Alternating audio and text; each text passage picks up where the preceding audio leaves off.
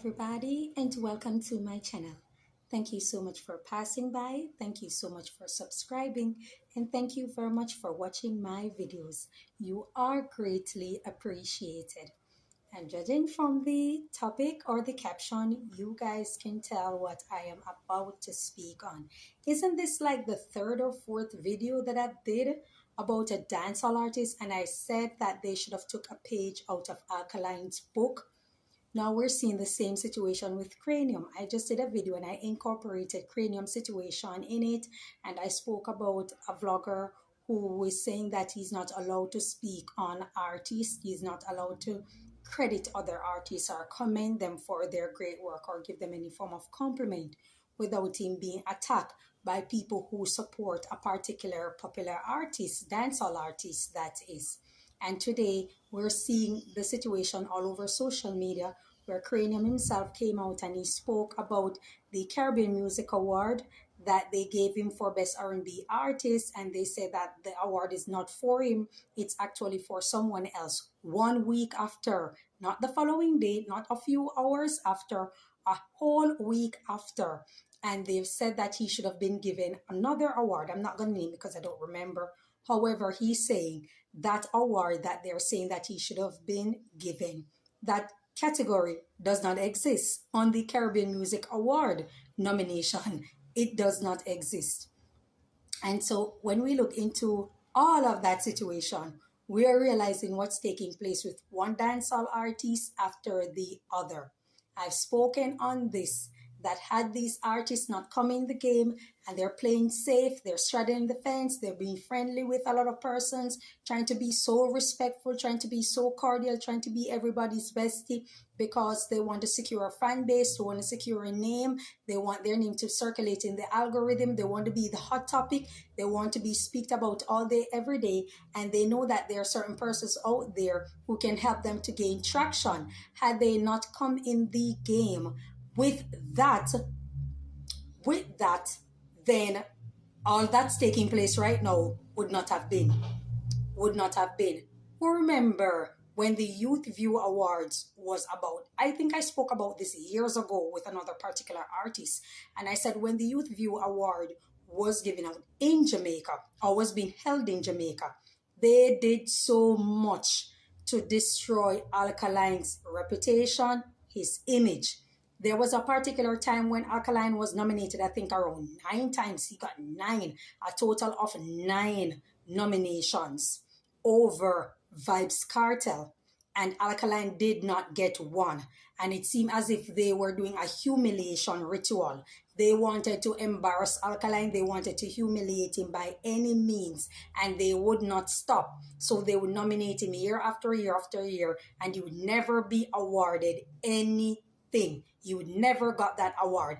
Alkaline stood his ground. Alkaline carved the name for himself. He carved the lane for himself, and he stood 10 toes down in that lane. Many of you were in support of it. Many of you cheered on. Many of you clapped. Many of you were so happy because Alkaline was being disrespected, and you liked that moment. You loved that moment. You enjoyed that moment when the artist was being degraded, when the artist was being embarrassed. You liked it. I remember only one artist I could possibly remember that came and spoke about it, and that was Conscience at the time. And he was asking not to be invited to their award show that aren't credible and stuff. It was years later that I saw where I think it was Tifa and Cargo went at it. And Cargo was reminding Tifa that she was getting all the award, the Youth View Award, at the time when she did not have any song out there for a good time, but she was still being nominated and she was copying the award over so many other artists, including Emaka Diamond. And so she and Cargo basically had it out. Besides that, that was the only time we saw wherein artists came out and spoke against the Youth View Award, because they were nominating persons that they weren't planning to award. They also award persons who were very undeserving of the award. We're not saying that they aren't good artists. We did not say that they don't put out good music. But at the time when the award was being held, several persons who had not had a hit song or put out any music at the time were basically being awarded time after time. And the Caribbean Music Award Many persons have spoke about it before. They see where it's going, they see where it's heading, and there's a particular type of people or type of artists that they're solely interested in crediting. There are particular artists out there already that they're putting as the front and the face of it. So if it's about Caribbean Music Award, then you should not exempt anybody. You should include everybody. People with talent, people with hit songs, people who are actually going places, and not just because they are popular. Their songs were hits, whether it be calypso, whether it be reggae, whether it be dancehall, it matters not. These people should be nominated and they should be rightfully awarded. You understand? And we see where it's actually going, and many persons are actually speaking out against it. I know a lot of you do not support this person speaking, that person speaking, but at the end of the day, truth will out. When you see smoke, what are you going to do? Prepare for the fire. And people speaking out about this particular Caribbean Music Award is actually the smoke. But the point I'm trying to make is that Alkaline came in the game, and when Alkaline came in the game, he carved a niche market. He got a niche market and he carved a lane for himself. Many persons were saying Gaza, and because he wasn't a Gaza supporter, wasn't hailing any Gaza or paying any homage to anybody that he came and see, he just decided to do his thing. It did not sit well with a lot of persons. He went on and on and on, and he never gave up. He stood 10 toes down, he stood firm in his lane, and he stayed where he was. So many persons come in the game, and we are seeing the ramification of it when you're straddling fences, when you are too friendly, when you're nice, when you're coming out with clique, when you're coming out with gang, when you're coming out with associates. It was Chronicle, I think, of lately that I spoke on, that, you come in the game and you're welcoming with everybody and thinking that's how it works. No, it's not. And then we're seeing wherein people are coming out and picking against you. I said it's about massacre also. Coming in the game and you want to play safe. You want to play a safe ball. And then you shoot through the roof because you can gain a fan base from particular persons out there. And so it looks well for you because you do not have the manpower or the wherewithal to stand on your own, stay in your own lane, and work to gain your own fan base and keep them. So you decide to straddle fences and accumulate fan bases from other artists. Now, when you and those artists fall out, then we are going to see who your real fans were. And like I said, based on how it's looking right now, you really do not have much genuine fans.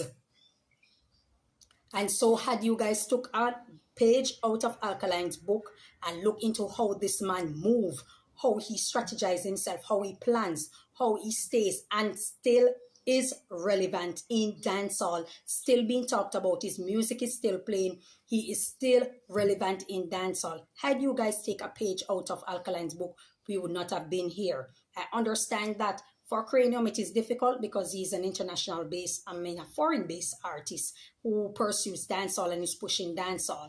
And he really writes songs or records songs based on the instrumentals that he got. So it did come off as if it's a dancehall R&B type of flavor to it. I personally do not think anything is wrong with it to a point. Because it can end up becoming diluted like reggae music to the point where you actually do not own it anymore. And so you might want to travel carefully when you're putting on these associated subpar names to dancehall. You don't want the same thing where it's Hawaiian reggae, it's this reggae, it's that reggae. You understand? And so even said, Cranium got his award, you guys should have let it be. To literally call him back and ask him to return it because he was a week after, I think you guys are very malicious, and I think you guys just want to come at him. And I am thinking that it's based on what Footer Hype had said. I am thinking it's based on what Footer Hype had said. If Footer Hype complimented or commended the award, this would not have been. But he came and he spoke about Cranium and why you guys are awarding Cranium in an R&B category and all of this. Why is it that it's Cranium that is being targeted? Cranium, I'm sure, told you guys thanks and he was very appreciative of it. Unless there's more to the picture wherein you guys and Cranium possibly had an argument, I do not see why you'd want to call him and ask him to return the award 1 week later and then saying that he was actually nominated for a different category that really do not exist in the Caribbean Music Award.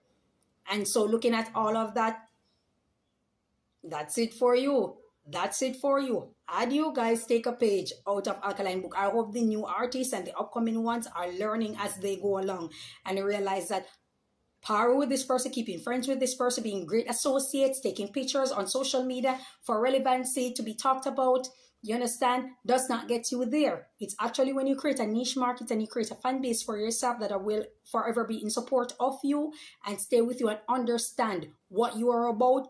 It's then and only then that you realize that you actually secure a fan base for yourself. So let's say you put out an album and it doesn't do extremely well, but it's selling somewhat.